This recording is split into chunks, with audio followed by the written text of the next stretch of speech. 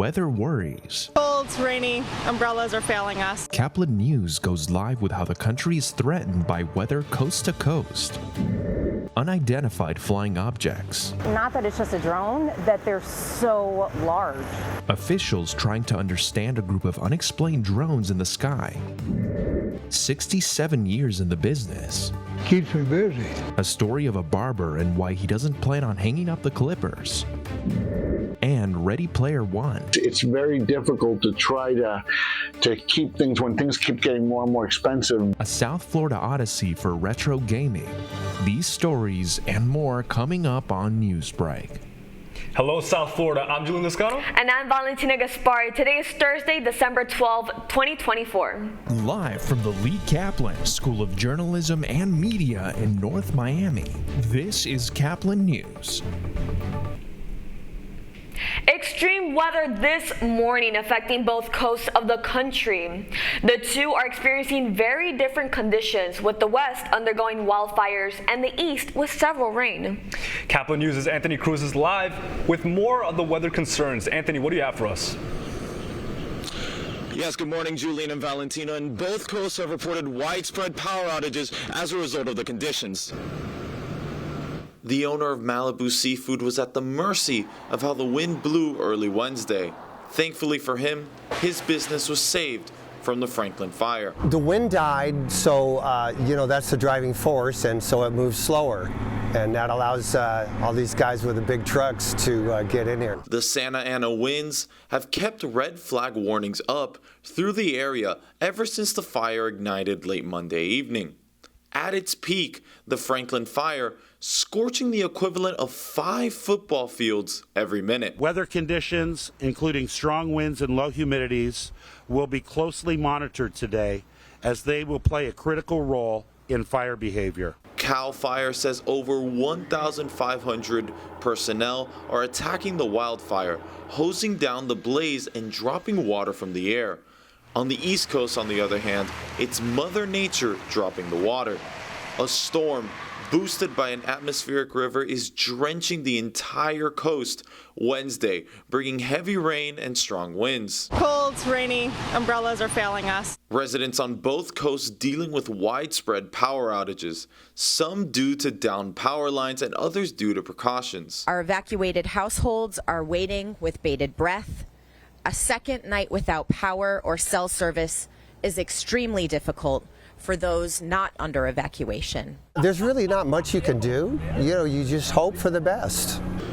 And weather conditions are expected to improve by Thursday, with possible rain on Friday to help battle the fire. Reporting for Caplin News, we're live out here from the Bay. I'm Anthony Cruz. Anthony, thank you so much. Police are urging corporate leaders to stay alert after the murder of United Healthcare CEO Brian Thompson. Investigators from the NYPD warned the attack could inspire copycats, as suspect Luigi Mangione's writings slammed the healthcare industry, calling executive, quote, parasites who had it coming.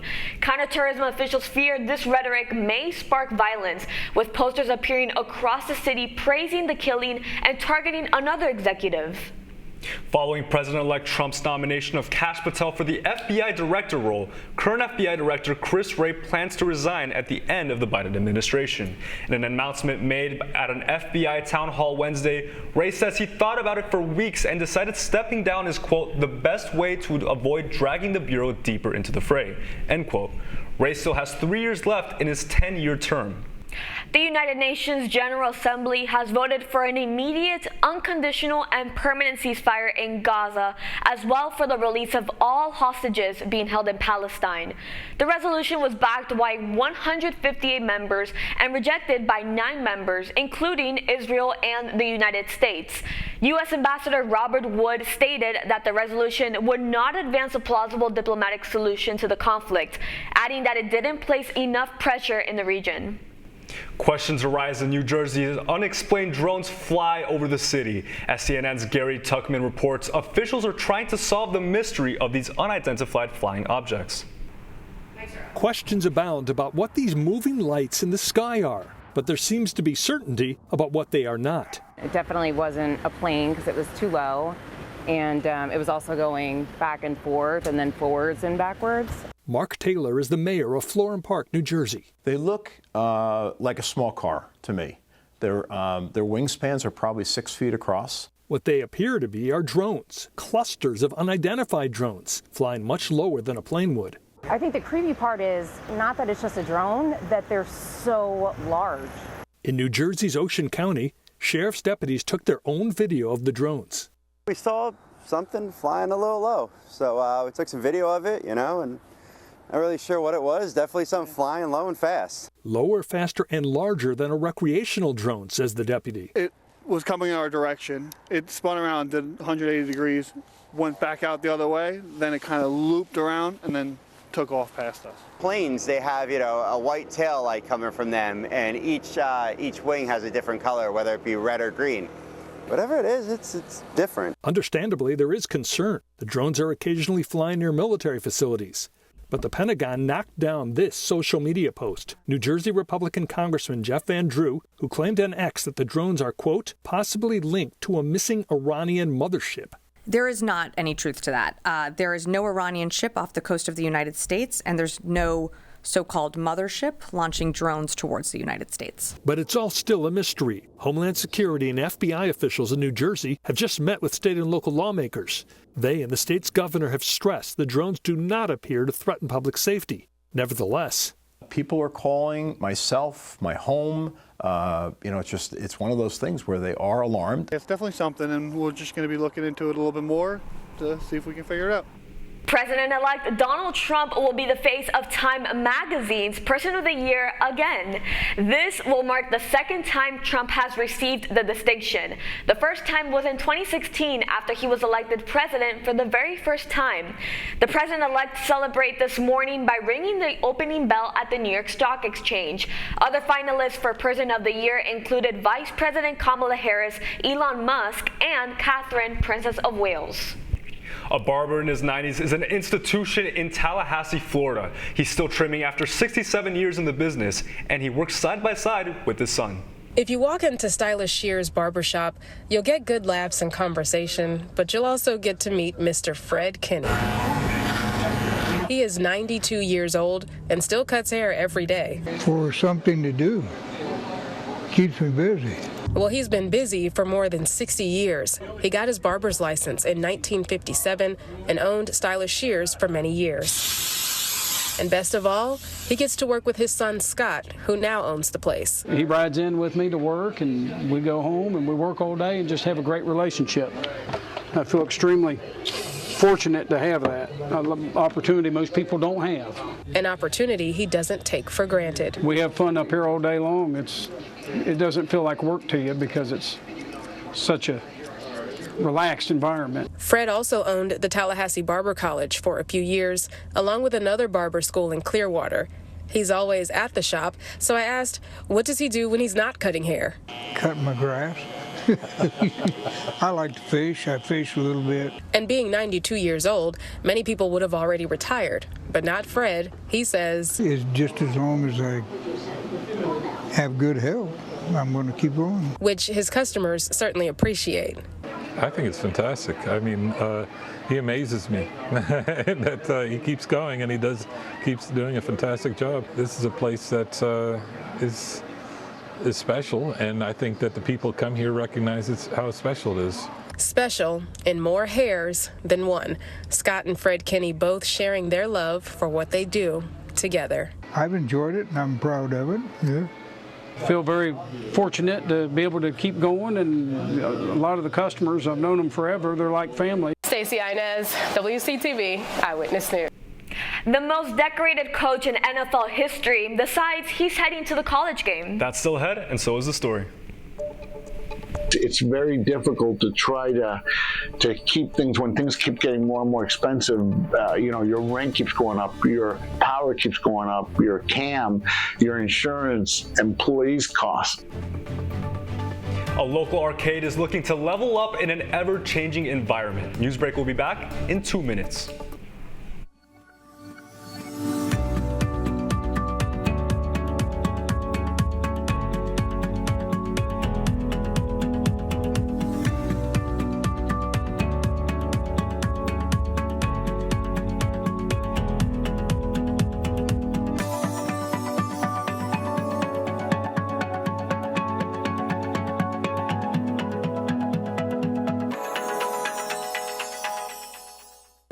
See us dream. See us remember. See us protest. You matter. Your feelings matter. Your identity matters. Everything about who you are matters. See us fight back. See us rebuild. See us shatter stereotypes. See us inspire. See us united. See us now. There are 16 million children struggling with hunger in America. That's 1 in 5 daughters, sons, neighbors, and classmates who don't know where their next meal is coming from. Yet billions of pounds of good food go to waste every year. It's time we do something about it. Feeding America is a nationwide network of food banks that helps provide meals to millions of kids and families in need. Visit feedingamerica.org to help them feed even more. Together, we can solve hunger. Together, we're feeding America.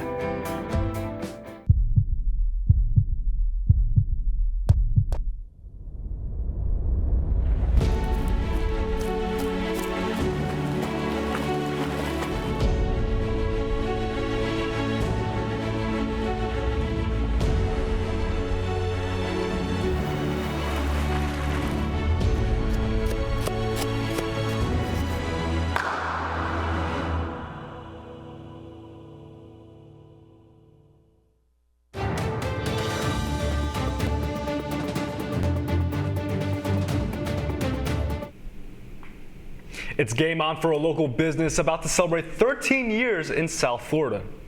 The business Arcade Odyssey turns 13 on Friday the 13th. Caplin News reporter Adrian Laura spoke to the owner and why Rick Medina wants to keep the legacy strong. When it opened its doors in 2011, Arcade Odyssey has been a true pillar in the Kendall area, with all gamers playing the classical games, including this guy right behind me.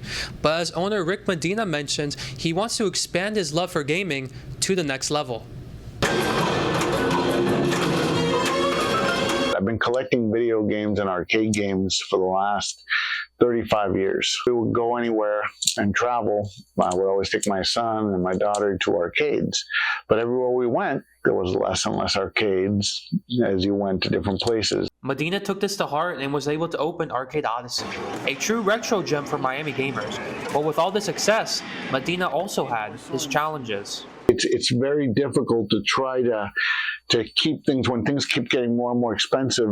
Your rent keeps going up, your power keeps going up, your CAM, your insurance, employees' costs. These reasons led to the unfortunate closing of Mojo Donuts, but for Arcade Odyssey, it continues to become a Kendall staple, and Medina's passion strives to Arcade Odyssey to keep its legacy alive, as he's committed to fostering a sense of community to the world of gaming. Even if you get it to hold itself together, it is a nice feeling to know that you built this or you created this. Arcade Odyssey continues to thrive to this day, and this Friday, Arcade Odyssey is actually celebrating their 13th anniversary, so that gamers young and old can all come together in one place and celebrate this terrific treasure trove. Reporting in Kendall for Caplin News, I'm Adrian Laura. Former New England Patriots coach and 6-time Super Bowl winner Bill Belichick is heading to the University of North Carolina. The school and Belichick have agreed to a 5-year deal, which still needs to be approved by the university's Board of Trustees. He's replacing Mac Brown after he was fired just before the end of the 2024 regular season. The Tar Heels have not won a conference title since 1980. Newsbreak will be back in just 2 minutes. Last week, Brandon met a girl on a dating app. One day after work, he finally found the courage to ask her out. No answer. He started to panic. Was he being too pushy? Maybe it was too... Hey, sorry I didn't respond. I was driving. I would love to go on a date. How does tonight sound? Brandon tried to play it cool, but inside he knew. A girl so smart, so responsible. She must be a keeper.